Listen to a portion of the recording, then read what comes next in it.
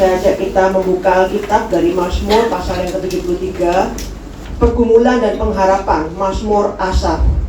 Sesungguhnya Allah itu baik bagi mereka yang tulus hatinya, bagi mereka yang bersih hatinya. Nah, Mazmur Asaf ini artinya Mazmur ini ditulis oleh Asaf. Asaf itu adalah pemimpin paduan suara atau kepala paduan suara yang melayani Tuhan, menyanyi di bait Allah ya saat itu ya. Jadi ini bukan Mazmur yang ditulis oleh Daud, tapi ditulis oleh Asaf. Dia adalah seorang pemimpin kepala paduan suara yang melayani Tuhan di bait suci. Nah, dia mengatakan demikian sebagai ungkapan imannya. Sesungguhnya Allah itu baik bagi mereka yang tulus hatinya, bagi mereka yang bersih hatinya.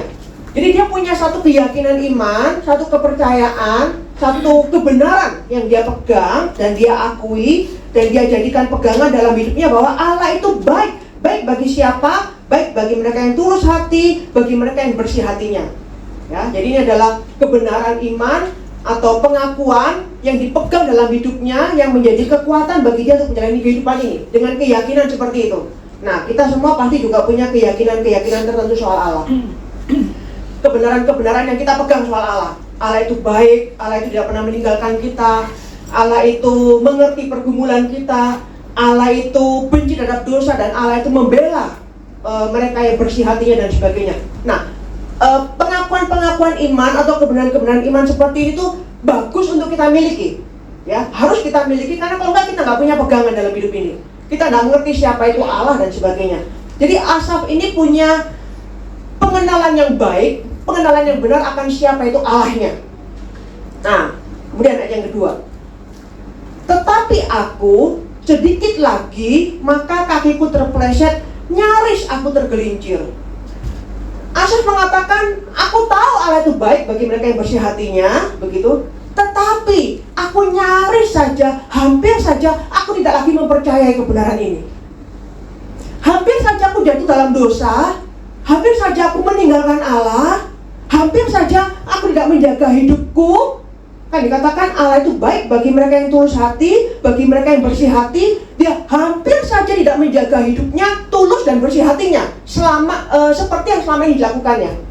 Jadi karena dia punya keyakinan Allah itu memperhatikan, mengasihi, dan baik bagi mereka yang bersih hatinya, yang tulus hidupnya, yang punya hidup yang sesuai dengan ajaran Tuhan, dia selalu menjaga itu. Karena dia tahu Allah akan memberkati dia, Allah akan ada di pihaknya. Tetapi dia katakan, hampir saja aku meninggalkan hidup yang seperti ini. Hampir saja. Kenapa?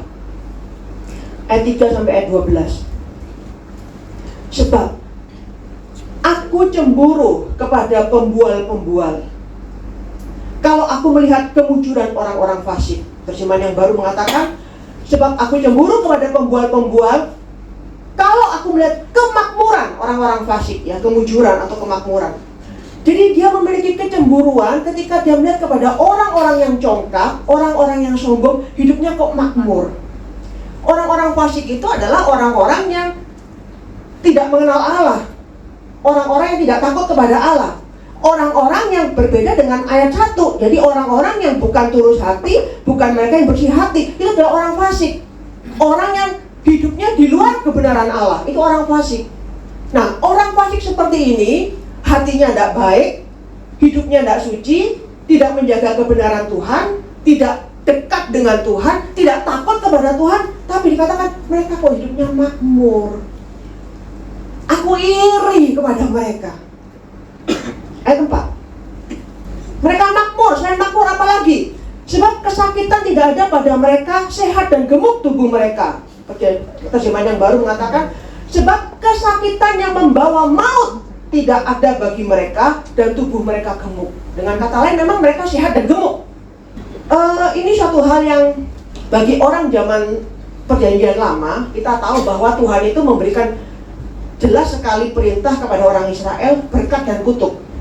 Ya, itu kita tahu sekali dalam perjanjian lama ketika orang Israel dibawa keluar dari Mesir menuju tanah Kanaan. Di padang gurun Tuhan itu sudah berbicara kepada Musa dengan jelas. Kalau kamu ikuti perintah-perintahku, ini berkat-berkatnya. Kalau kamu tidak mengikuti perintahku, ini kutuk atau hukuman yang akan kamu terima. Termasuk masalah sakit, masalah penderitaan, masalah kematian, masalah kemiskinan dan sebagainya, itu adalah bagian dari kutuk karena tidak mentaati Tuhan. Tentu kesehatan, kemakmuran, dan semua berkat juga bagian dari berkat yang diberikan ketika mentaati Tuhan. Nah, orang-orang fasik ini, mereka itu tidak mengalami kesakitan yang membawa maut. Dalam pengertian, ketika mereka mati, mereka matinya juga baik-baik saja, damai-damai saja, tenang-tenang saja. Tidak ada kematian yang menderita dulu sebelum mati. Tidak ada kematian yang menyiksa mereka karena menunjukkan bahwa mereka ini dikutuk oleh Tuhan, dihukum oleh Tuhan, dan mereka matinya itu dalam kondisi yang begitu mengerikan. Tidak ada. Kematiannya begitu baik sehingga orang yang tidak mengerti mungkin melihat, wah, ini orang kudus nih, kok matinya begitu damai, begitu tenang. Dalam mati pun mereka begitu baik-baik saja. Mereka sehat dan mereka gemuk, ya. Kemudian ayat yang kelima, mereka tidak mengalami kesusahan manusia dan mereka tidak kena tulah seperti orang lain. Jadi mereka tidak mengalami pergumulan. Hidupnya lancar, hidupnya baik-baik saja, hidupnya aman-aman saja, hidupnya tenang-tenang saja, hidupnya makmur-makmur, kaya-kaya, sehat-sehat saja. Padahal ini hidupnya siapa?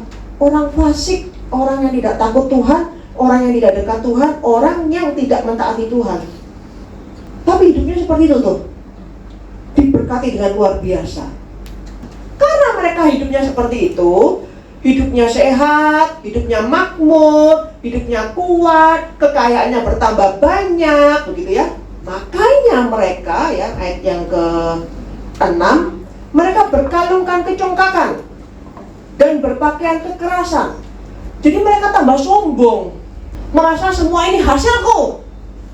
Semua kekayaan, semua kesehatan, semua hal yang luar biasa ini karena memang aku hebat. Jadi mereka tambah sombong. Dan dikatakan mereka ternyata memang benar-benar orang fasik, ya. Dikatakan mereka berpakaian kekerasan. Jadi mereka juga melakukan kekerasan. Mereka bukan orang baik. Mereka mungkin menindas yang miskin. Mungkin mereka memperlakukan yang kurang itu dengan jahat, menekan mereka sehingga mungkin mereka bisa mendapatkan kekayaan yang lebih banyak lagi, begitu ya. Jadi mereka juga orang-orang yang melakukan kekerasan, melakukan kejahatan. Kemudian ayat yang ke-7, karena kegemukan kesalahan mereka menyolok, hati mereka meluap-luap dengan sangkaan. Nah, ini terjemahan yang ini kurang tepat. Terjemahan yang baru bilang seperti ini. Karena kegemukan, mata mereka cembung, hati mereka meluap-luap dengan sangkaan. Jadi begitu gemuknya, ya, sampai mukanya itu cembung, matanya cembung, dan ini benar-benar seperti itu. Begitu makmur istilahnya, begitu gemuk sekali. Dan apa yang diinginkan oleh hati mereka, itu mereka selalu dapatkan. Begitu enak sekali hidupnya. Bahkan mereka mendapatkan lebih daripada yang hati mereka inginkan. Wow, hidup impian semua orang. Dan hidup seperti ini dialami oleh orang-orang fasik, orang-orang yang hidupnya bukan dalam ajaran Tuhan, hidupnya yang mencela Tuhan, hidupnya yang di luar Tuhan. Ini dialami oleh mereka. Kemudian apalagi perilaku mereka, ya, yang menunjukkan kefasikan mereka.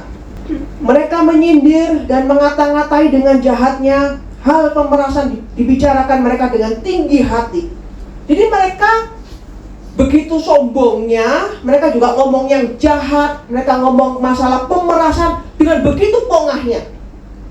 Jadi mungkin salah satu kekayaan mereka yang didapatkan dari kejahatan, dari pemerasan, ya. Kalau zaman sekarang mungkin korupsi dan sebagainya begitu, dan dikatakan, dan mereka itu begitu terbuka sekali, tidak sungkan-sungkan membicarakan pemerasan. Atau kalau zaman sekarang tidak sungkan-sungkan bicara masalah korupsi.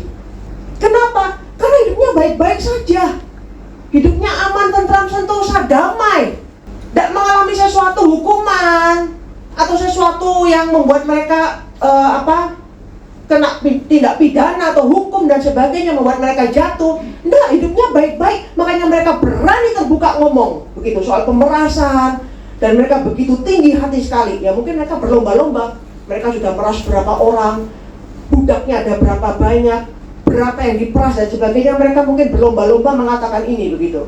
Bahkan yang lebih parah lagi, dikatakan apa? Mereka membuka mulut melawan langit dan lidah mereka membual di bumi.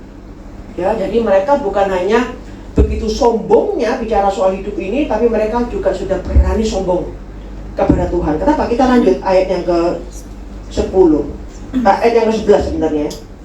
Dan mereka berkata, bagaimana Allah tahu hal itu? Adakah pengetahuan pada yang maha tinggi? Karena mereka merasa Tuhan diam-diam saja. Bahkan mungkin tidak ada Tuhan. Apa yang sudah mereka lakukan, demikian dahsyatnya, jahatnya, dan hidup mereka makmur, mereka sehat, mereka diberkati. Bahkan mungkin mereka ada yang berpikir Tuhan mungkin berkenan atas hidup mereka. Atau mungkin ada yang berpikir Tuhan mungkin nggak ada. Atau mungkin ada yang berpikir Tuhan tidak maha kuasa, Tuhan tidak peduli dengan kehidupan seperti itu. Sehingga mereka berani ngomong, mana sih Tuhan ketika bilang kamu tidak takut Tuhan, dan berpikir, alah. Buktinya selama ini hidupnya memang makmur, baik-baik, sehat-sehat, tidak mengalami penderitaan, tidak mengalami kesulitan hidup. Kemudian ayat yang ke-10, sebab itu orang-orang berbalik kepada mereka, mendapatkan mereka seperti air yang berlimpah-limpah ya. Jadi semakin banyak orang yang akhirnya juga ikutin jalannya mereka, karena melihat, wow, enak sekali ya hidup mereka diberkati dalam tanda kutip. Hidup mereka makmur, tidak mengalami celaka, begitu sehat, begitu baik. Akhirnya banyak orang yang mengikuti jalan hidup seperti itu. Nah, ayat 12 ini adalah kesimpulan yang Asaf lihat dari kehidupan orang-orang fasik itu. Sesungguhnya itulah orang-orang fasik. Mereka menambah harta benda dan senang selamanya. Kalau terjemahan baru bilang, sesungguhnya begitulah orang-orang fasik. Mereka hidup tanpa beban selamanya dan menumpuk harta kekayaan. Itu adalah kesimpulan dari pengamatannya melihat kehidupan orang-orang fasik. Mereka senang selamanya, hidupnya tidak ada beban, kekayaannya bertambah banyak. Akibatnya Asaf jadi goyah. Ayat 13 dia bilang, sia-sia sama sekali aku mempertahankan hati yang bersih dan membasuh tanganku tanda tak bersalah. Dia mulai bandingkan kehidupannya dengan kehidupan orang-orang fasik itu. Aku yang berusaha jalan di jalannya Tuhan, berusaha menjaga kekudusan, berusaha untuk hidup benar sesuai dengan ajaran Tuhan, hidupku kok tidak semakmur itu ya. Orang-orang yang tidak takut dosa, berbuat dosa seenaknya, begitu sehat, begitu makmur. Kenapa? Emang apa yang Asaf alami? Ya, kita lihat ayat yang ke-14. Dia membuat dia memperbandingkan kehidupannya. Namun sepanjang hari aku kena tulah dan kena hukum setiap pagi. Hidup Asaf itu susah. Dia tidak makmur. Dia mengalami banyak kesulitan, banyak tekanan. Jadi ketika dia bandingkan dua kehidupan ini, dia melihat, loh, kok aku yang menjaga hidup benar, seharusnya kan aku diberkati Tuhan nih, lebih daripada orang itu. Kok ternyata kenyataannya enggak. Orang-orang ini yang hidupnya berantakan, yang enggak takut Tuhan, enggak beribadah kepada Tuhan, hidupnya kok baik-baik saja. Kok berbeda dengan kehidupanku yang mungkin banyak sakit, ekonomi susah, banyak tekanan, banyak penderitaan. Dia katakan seperti kena tulah, seperti kena hukum, seperti orang yang dikutuk oleh Tuhan. Itu kehidupan Asaf. Ya kan tadi saya sudah katakan, itu orang Israel tahu jelas soal perintah Tuhan, soal kutuk dan berkat. Ya, pada saat mereka masuk tanah Kanaan itu sudah dikatakan dengan jelas, dan itu yang mereka pegang. Jadi kalau kamu mentaati Tuhan, ini semua berkat kamu dapatkan. Kalau kamu tidak mentaati Tuhan, ini semua kutuk atau hukuman yang kamu dapatkan. Kehidupan Asaf terlihat bahwa dia itu seperti seorang yang tidak mentaati Tuhan, yang kena hukum Tuhan, yang kena kutuk Tuhan. Sedangkan orang yang justru tidak mentaati Tuhan, di luar Tuhan, kelihatannya hidupnya itu diberkati Tuhan, kelihatannya hidupnya itu adalah kehidupannya orang benar. Makanya Asaf bilang, percuma dong kalau gitu. Aku hidup dekat Tuhan, aku hidup beriman kepada Tuhan, aku menjaga hidupku supaya tetap dalam kekudusan, dalam kebenaran. Percuma dong. Apa upahnya? Apa gunanya? Makanya dikatakan di ayat 2 kan, dia bilang, aku hampir saja terpeleset. Hampir saja dia meninggalkan kehidupan yang selama ini dijaganya, menjaga hatinya bersih, menjaga kehidupannya benar sesuai dengan ajaran Tuhan. Dia hampir saja meninggalkan kehidupan seperti itu dan mengikuti kehidupan orang fasik.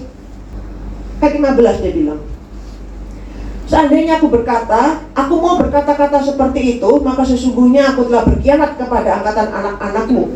Jadi dia tahu, dia ingin sekali mengikuti jalan hidup itu, tapi dia tahu bahwa itu bukan jalan yang Tuhan kehendaki, gitu ya. Jadi dia ada konflik batin di masa ini.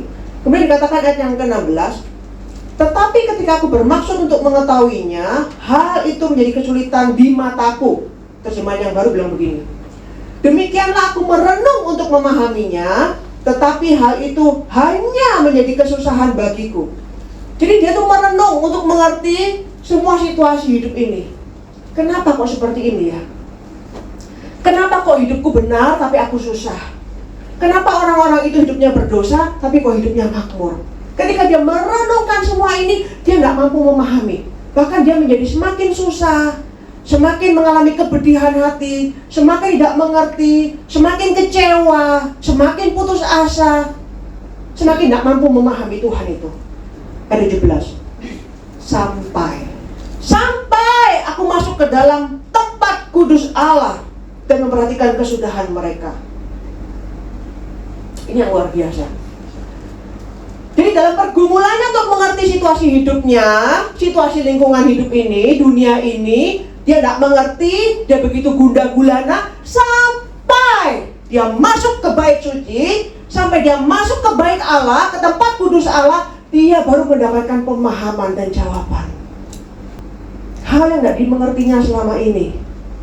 Ketika dia masuk ke tempat kudus Allah, Allah membukakan penglihatan-penglihatan atau kebenaran sebagai jawaban atas pertanyaan-pertanyaan batinnya. Dia bilang ayat begini, 18, sesungguhnya di tempat-tempat licin kau taruh mereka, kau jatuhkan mereka sehingga hancur. Kalau terjemahan baru bilang, kau jerumuskan mereka dalam kehancuran. Betapa binasa mereka dalam sekejap mata, lenyap, habis oleh karena kedahsyatan. Nah, terjemahan yang baru lebih jelas, betapa cepatnya mereka runtuh, hilang lenyap, ditelan kedahsyatan maut. Seperti mimpi pada waktu terbangun ya Tuhan, pada waktu terjaga, rupa mereka kau pandang hina. Terjemahan baru bilang, pada waktu engkau bangkit, rupa mereka kau pandang hina. Jadi Asaf akhirnya melihat, ketika dia masuk ke tempat kudus Allah, ke tempat bait Allah, semua pergumulan atas pertanyaannya itu terjawab. Selama ini dia melihat kehidupan orang-orang yang dia cemburui, yang dia menaruh iri hati, yang dia juga hampir saja mengikuti kehidupan itu. Dia sekarang melihat, ternyata mereka itu berjalan seakan-akan seperti di atas kaca yang licin sekali. Dan kaca itu begitu indah, karena ada permadani dan sebagainya, atau ada hiasan-hiasan, gambar-gambar yang begitu indah. Tapi kaca itu begitu licin dan begitu tipisnya. Dan dia melihat seakan-akan di bawah kaca itu tuh ada jurang yang dalam, ada api yang tidak pernah berhenti. Dan sewaktu-waktu kaca itu akan rengat, pecah, dan mereka begitu cepatnya masuk ke dalam api yang menyala-nyala. Karena di bawah itu ada jurang yang begitu dalam, yang siap menelan mereka. Selama ini dia tidak melihat, dia hanya melihat, wow, mereka berjalan di atas permadani, kehidupannya begitu indah, begitu mulus, begitu lancar. Dia tidak melihat bahwa di bawah jalan yang licin itu ternyata ada jurang yang dalam yang mengerikan. Ketika dia melihat seperti itu, baru dia mengerti bahwa mereka sebenarnya hidupnya bukan baik-baik saja. Hidup itu bukan diberkati Tuhan. Nah, yang saya ingin kita melihat, belajar dari apa yang Asaf tuliskan ini, mazmurnya ini, berangkat dari pengalaman hidupnya, pergumulan imannya, perjalanan rohaninya bersama dengan Tuhan. Kita tahu bahwa kita seringkali, serohani apapun kita, tidak terlepas kita akan mengalami hal-hal di mana kita bergumul dan bertanya soal Tuhan. Tuhan, aku begitu melayani dengan setia, tapi kok kenapa hidupku seperti ini? Aku berdoa siang malam dengan khusyuk, tapi kenapa Tuhan kok tidak jawab, anakku masih seperti itu? Ada begitu banyak hal yang mungkin kita pertanyakan, yang kita tidak mengerti, ya. Tapi yang jelas yang pertama bahwa Kita tahu ada kebenaran-kebenaran yang harus kita pegang, yang kita harus mengerti itu. Tetapi meskipun kita memegang kebenaran, tidak terlepas realita hidup, kesulitan, penderitaan membuat kita kadang mengalami krisis iman dan bertanya soal Tuhan. Kenapa Tuhan? Apa yang terjadi? Aku harus bagaimana? Apa yang harus aku lakukan? Kenapa semua ini seperti ini? Yang kita perlu belajar adalah solusi yang diberikan oleh Asaf. Ketika dia mengalami krisis iman, ketika dia bergumul dengan Tuhan, dia datang ke tempat kudus Tuhan. Dan di situ Tuhan menjawab dia. Ini yang seringkali mungkin orang Kristen tidak lakukan. Ketika ada pergumulan, lari ke pantai. Ketika beban berat begitu menghimpit, pergi ke Ocean Park, teriak-teriak di sana, senang-senang. Ketika ada masalah yang menghimpit, pergi mungkin ke bar atau ke klub, menyendiri naik ke gunung. Justru menjauh dari Tuhan. Gunung tidak bisa memberikan perspektif. Hanya Allah di tempat kudusnya yang bisa memberikan kita perspektif yang baru untuk melihat pergumulan dan masalah yang kita hadapi yang kita tidak mengerti. Mungkin ada yang bilang, kita berjumpa Tuhan bukan hanya di gereja. Betul. Kita bisa menjumpai Tuhan ketika kita ada di rumah. Asaf mengatakan, sampai aku masuk ke dalam tempat kudus Allah. Apa yang dilakukan oleh Asaf di tempat kudus Allah? Di situ dia berdoa. Di situ dia menyanyi, menyembah Tuhan karena dia pun adalah seorang pemimpin pujian. Di situ dia mempersembahkan korban. Di situ dia membaca firman. Itu yang dilakukan di tempat kudus Allah. Jadi melalui semua rangkaian ibadah, di situ Allah menjawab Asaf lewat doa dan pujian. Ketika kita berdoa di gereja, kita memuji Dia, kita menyembah Dia, Allah mungkin bisa berbicara untuk menolong kita mengerti pergumulan yang kita hadapi. Ketika kita mendengarkan firman, Allah bisa menolong kita untuk menjawab pergumulan kita, mengerti kebenaran-kebenaran yang harus kita pegang ketika kita mengalami krisis iman. Bahkan ketika kita memberikan persembahan pun, itu bagian dari ibadah yang tidak akan pernah kita dapat lakukan di rumah, atau di taman, atau di gunung. Ketika kita memberikan persembahan pun, kita bisa disadarkan, oh ya Tuhan, ketika aku mengalami krisis, bingung dengan kehidupanku, momen dimana aku memberikan persembahan mengingatkanku betapa Allah adalah Allah yang memelihara dengan sempurna hidupku selama ini. Saat ini pun ketika aku bisa memberikan persembahan, karena Kau sudah memberkatiku, kenapa aku harus takut dengan kehidupanku? Jadi setiap liturgi, setiap apa yang kita lakukan dalam ibadah, itu menjadi momen perjumpaan kita dengan Tuhan. Termasuk dalam perjamuan kudus pun, yang kita tidak akan pernah bisa lakukan ketika kita ada di rumah atau di gunung sendirian, di mana Allah berbicara dan menolong kita untuk melihat pengampunannya, kematiannya, pengorbanannya untuk menjawab pergumulan kita. Memang kita bisa melakukan pembacaan firman, doa di rumah, tidak harus di gereja. Betul, Allah pun akan menemui kita dan berbicara kepada kita di sana. Tapi seharusnya ini tidak menjadikan kita alasan, kalau begitu aku sendiri saja berdoa dan membaca Alkitab, tidak perlu ke gereja. Apalagi kalau ada orang-orang yang memang kesel dengan gereja, atau merasa gereja itu menjadi suatu gangguan bagi dia. Harap dalam perenungan pribadinya pun Tuhan bisa membukakan kepada orang-orang tersebut, apa itu gereja, apa itu komunitas Kristen, persekutuan orang-orang tidak sempurna yang membutuhkan anugerah Allah, yang bersama-sama menjalani perjalanan hidup dalam kekudusan di dunia ini, mengalami anugerah Allah, saling menyalurkan anugerah Allah. Dan kita pun adalah bagian dari orang yang tidak sempurna, orang yang berdosa, yang membutuhkan anugerah Allah. Bahkan Tuhan pun bisa memakai anugerah Allah yang kita butuhkan lewat persekutuan dengan saudara seiman. Datang ke tempat kudus Allah untuk mencari jawaban. Seakan-akan kalau saya bayangkan itu seperti seorang yang kita itu memiliki masalah penglihatan yang begitu berat. Ya mungkin orang yang pernah dengar dan sebagainya, kalian orang yang katarak dan sebagainya, tidak kelihatan, hanya kabut, kelihatannya semua samar-samar, tidak kelihatan muka siapa, tidak kelihatan warna apa, semuanya bercampur. Itu penglihatan yang begitu berat sekali. Tidak kelihatan, itu siapa, itu apa, ngapain, tidak kelihatan.